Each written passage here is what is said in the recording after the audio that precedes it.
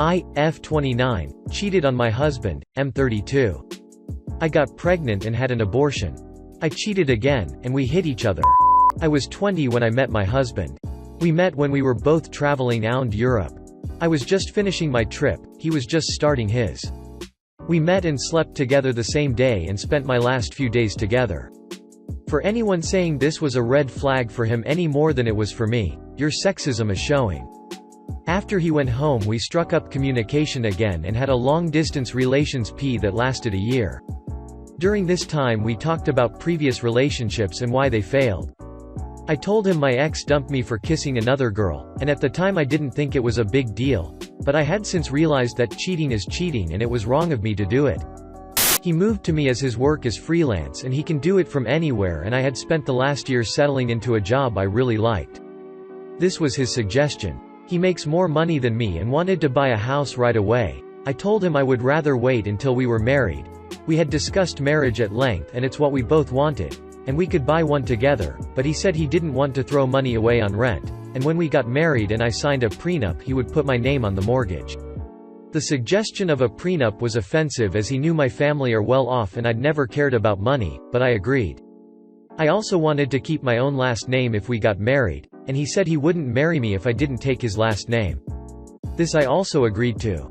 He said fair is fair, and if I wanted to live and raise kids near my family and not his, and I be the one to stay home while he worked when we had kids, which I wanted, then I had to make compromises too.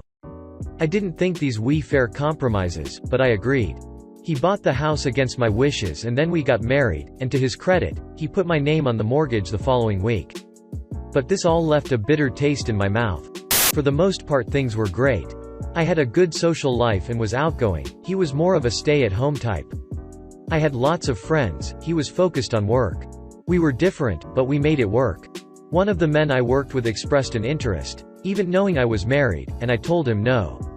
I told my husband this and he asked me to stop spending time with him outside work. I told him no as I had already shot the other man down. This was a mistake on my part and I admit it. When things were good they were great, but I also had resentments about the decisions I'd been forced to make and felt less like an equal partner in the marriage by the day. He bought a dog without my consent. When we were long distance I told him I wanted a dog, but that I wanted to wait until we had kids so they could bond together. He claims I never mentioned this last part. He says I didn't, I say I did. He claimed it was a surprise for me and that I was ungrateful for kicking up a fuss, so the dog stayed. I've never been great at communicating and prefer my own space when things go bad. So instead of talking about these issues I let them fester and spent more time with my friends, including the guy from work.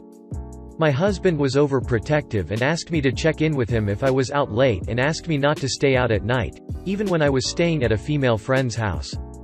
I am not the apron and dishwashing type of woman. I have always valued my freedom. These arguments drove a wedge between us and I made a terrible decision.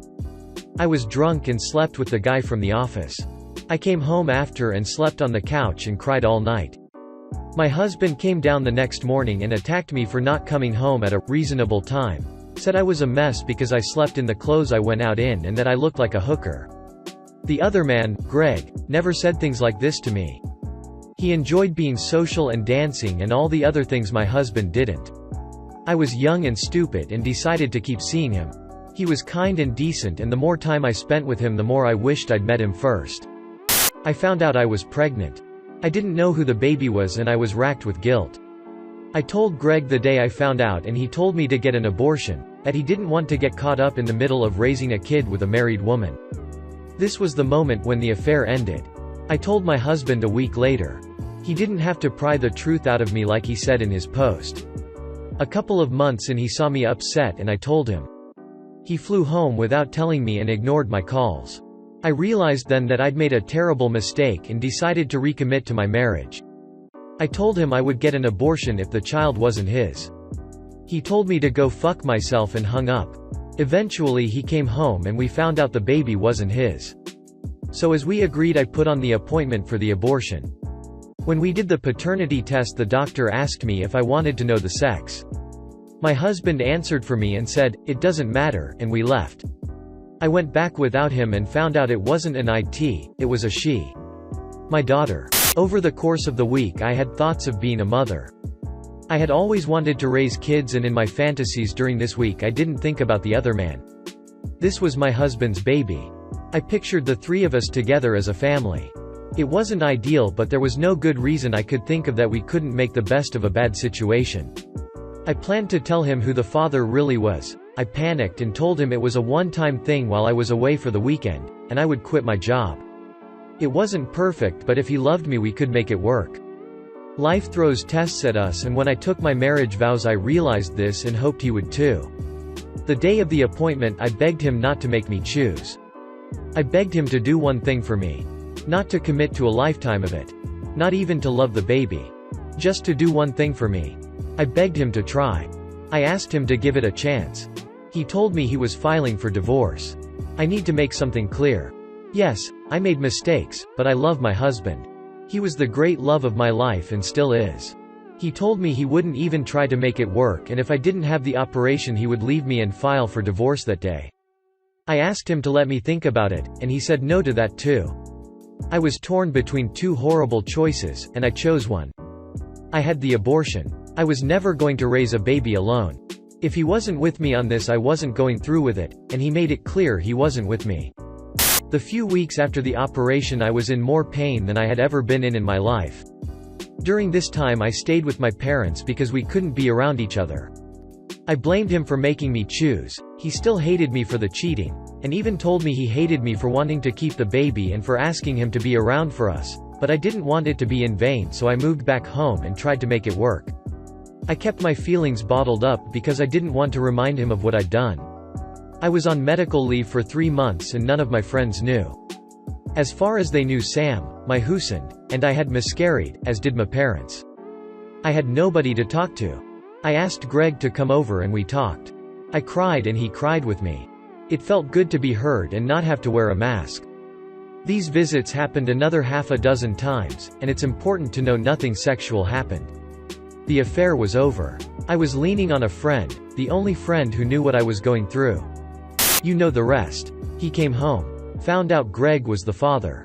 We moved away and things got better. These were great years and I loved him with my whole heart. I never forgot what happened, but we talked about having our own children. I was happy, and I had him to thank for that.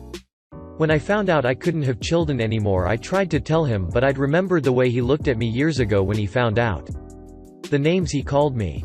I thought of how much he loved me and I didn't want to ruin that by telling him I could never give him children because of my betrayal. I reached out to Greg. I found out he'd moved away from our hometown too and was only a few hours drive away. He is married now, but I wasn't looking to start anything back up. Only to talk. He told me I should tell Sam. I couldn't. We agreed to meet and I took the day off work. We met halfway and we slept together. We agreed it would be a one-time thing and both went back to our partners. To anyone who wants to call me a whore, I know it was wrong, but life isn't black and white. I don't regret anything. I love them both and for better or worse they will both always be a part of what makes me who I am today. I got drunk and told Sam everything. I was hurt and cruel to him and told him I wasn't sorry I met up with Greg. He called me a whore, again, and told me he was glad I gave up the baby.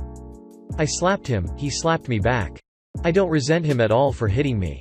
He had never lifted a hand to me before and I said awful things that night, but after he told me he was glad that the choice he forced me into deprived me of ever being able to be a mother, that I can't forgive. I will never forgive myself for the abortion, and I will never forgive him. The difference is he gets to move on and have a family, and I never will. I'm back home with my parents now and I've spoken to divorce lawyers too. They say a prenup doesn't mean anything anymore, but I'm not going to take anything away from you.